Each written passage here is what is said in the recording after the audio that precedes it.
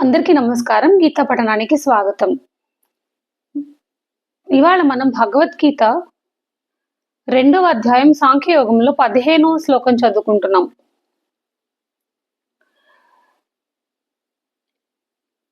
ఈ 15వ శ్లోకానికి ముందు సుఖ దుఃఖములు ఇవన్నీ కూడా అశాశ్వతములు, వాటిని పట్టించుకోకూడదు, వాటిని సహించాలి అని చెప్పారు కదా. ఈ ద్వంద్వములు అన్నింటినీ సహించటం వలన, ద్వంద్వములు అంటే ముందు శ్లోకంలో మనం కొన్ని సెట్ ఆఫ్ ద్వంద్వాలను చూసాం మనం. ఓకే, వాటిని సహించటం వలన కలుగు ప్రయోజనములు తెలియజేస్తున్నాడు అనమాట కృష్ణుడి కింద శ్లోకంలో. శ్లోకం చదువుకుందాం. యం హినా వ్యధయంత్యేతే పురుషం పురుషర్షభా సమదుఃఖ సుఖం ధీరం సోమృతత్వాయ కల్పతే.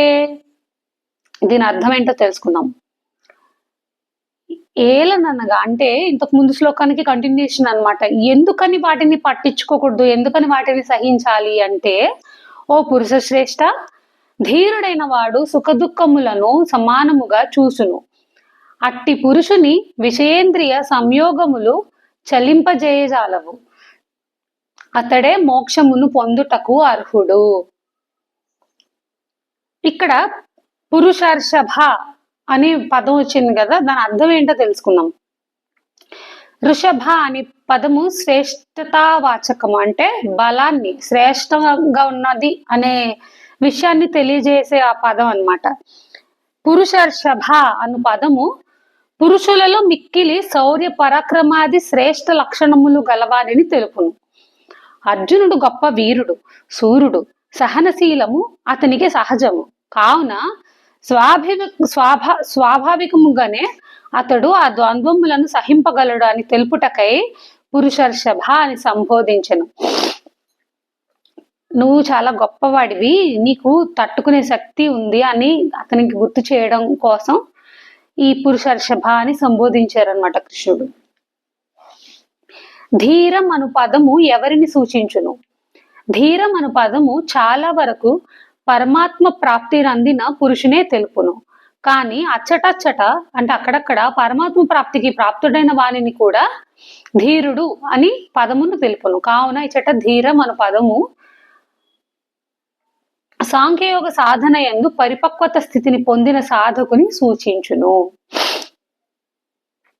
సమదుఃఖ సుఖం అని విశేషణము ప్రయోగించటంలో అంతరార్థం ఏంటి? ఇందు భగవానుడు ధీర పురుషుని లక్షణమును తెలిపెను. ధీరుడైన వాడు సుఖ దుఃఖములను సమముగా చూచును, అంటే ఈక్వల్ గా చూస్తాడు. సుఖమైన దుఃఖమైన, సుఖం వచ్చిందని ఓహోహో ఆహా అని గెంతులేయడము, దుఃఖం వచ్చిందని అయ్యో బాబాయ్ అని ఆడవడం కాకుండా దేనికైనా ఒకేలాగా రియాక్ట్ అవుతాడనమాట. వాటిని అనిత్యములుగా భావించి ఆ ద్వంద్వముల యందు భేద బుద్ధిని కలిగి ఉండును. అతడే వాటిని సహించుటకు సమర్థుడు. ఇక్కడ ఒక రకంగా ఇంకొకటి కూడా మనం చెప్పుకోవాలి. ఒక్కొక్కసారి కొంతమంది ఉంటారు, పరిస్థితులు చాలా బాగుంటే వాళ్ళ అసలు ఎక్కడో ఉంటాయి వాళ్ళ కళ్ళు, అది అందితే చేతులు లేకపోతే కాళ్ళు అన్నట్టు ఉంటారు చూసారా, అదనమాట. అలా ఉండకూడదు, ఎప్పుడు ఒకేలా ఉండాలని చెప్తున్నారు ఇక్కడ. ఇంకో ప్రశ్న చూద్దాం. ఏతే అను పదము వేటిని తెలుపును? నవ్యధయంతి అని అనగా నేమి? ఇంతకు ముందు శ్లోకంలో మాత్రా స్పర్శ అను పదము ద్వారా తెలుపబడిన విషయేంద్రియ సంయోగములనే ఇచ్చట ఏతే అను పదమును తెలిపెను.